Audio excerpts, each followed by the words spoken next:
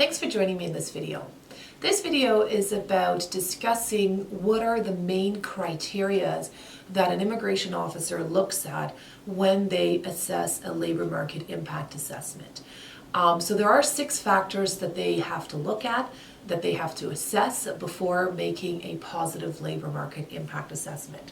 So the first is to verify if the employer is, first of all, eligible. You have to have a business registered, for example. It has to be a legitimate business. So you have to have the proper corporate or the corporate documents to prove that this is a legitimate business operating. Usually also for employers looking to do a labor market impact assessment, there is about 2 years of tax documents that HRSDC Canada is looking for. So you do have to provide, for example, your PD7A, your corporate documentation, a lease agreement as to where the business is going to be operating, etc., etc. So that's really the first thing that they look at, because if the business is not a legitimate business or doesn't have the rights to operate, then of course that ends the review and you'll receive a negative LMIA. The second is verifying the consistency of the job offer. So they look at, what is this job genuine? Did you properly do recruitment efforts?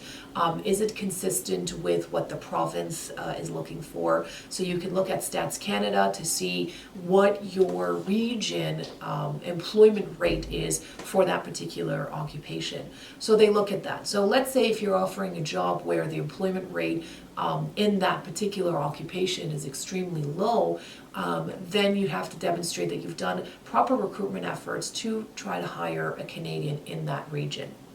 So that goes also with connection with point 3, which is assessing the job. Is this job offer genuine?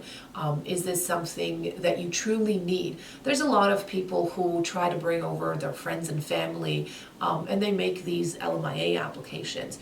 It is totally legitimate to have a job offer for a friend or a family member. However, you still have an obligation as an employer to prove that that position is in need to be filled.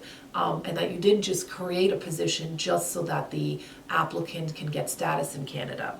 So they look at employer can fulfill the terms of the condition of the employment. So let's say if you've given a position of NOC A and the prevailing wage is $30 an hour, of course they look at your tax documents and so forth to ensure that you are actually able to employ the foreign worker and that you are able to offer them the job and pay them the salary as per the prevailing wage.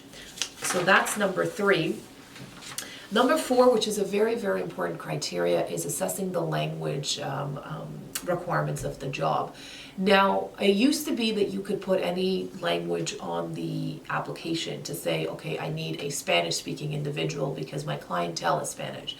That is no longer allowed. So the only 2 languages that HRSDC Canada will allow is English and or French. And then you have to prove, so let's say if you say English and French is mandatory and you're an Ontario job, you do have to prove why French is also mandatory. So usually anywhere outside of Quebec, English is what you check off, and in Quebec you can check off English and or French. But you shouldn't be checking off any other language. And if you do, you really have to have a good reason. You can't just say, okay, well, my clients are mostly Spanish speaking, or I don't have any other employees speaking Spanish, so this is what I like.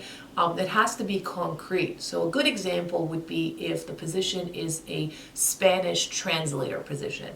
Well, obviously, if that is part of your job description, then that makes sense to explain why you also have to speak Spanish. So language has to be, is very important, and majority of the time is English and or French. And the 5th assessment is the impact of hiring a temporary foreign worker on the labor market. which means when you hire this foreign worker, is this going to be a positive impact to the labor force, or is this going to be a negative impact? And things that they look at are wages, working conditions offered, occupation that the foreign worker, again, is being offered, again, the recruitment efforts that the employer has done, and the benefits that this position will bring for the labor market. So all of that is assessed. The last point, which is also very important, is assessing the previous job offer the employer has made to the temporary foreign workers. So maybe in the last 2 years, the employer has hired another foreign worker.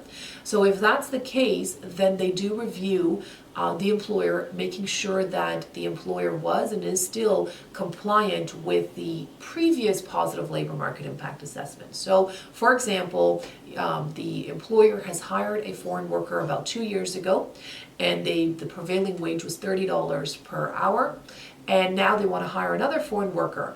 The officer will look at the previous LMIA requirements, the previous approval, and will double check to make sure that the employer is compliant. If the employer is not compliant, let's say the employer is now paying the employee $25 per hour because revenue has decreased a little bit, that is against the labor market impact assessment that was given, and for that reason, the next LMIA is not going to be approved. So you want to make sure as an employer that you're consistent and that you are comply with the conditions of the positive labor market impact assessment. So those are the 6 main criteria that officers look at. If you're an employer looking at making an offer for a foreign worker and you just need some questions answered, or you're looking to proceed with an LMIA, we're here to help. Thank you, and until next time.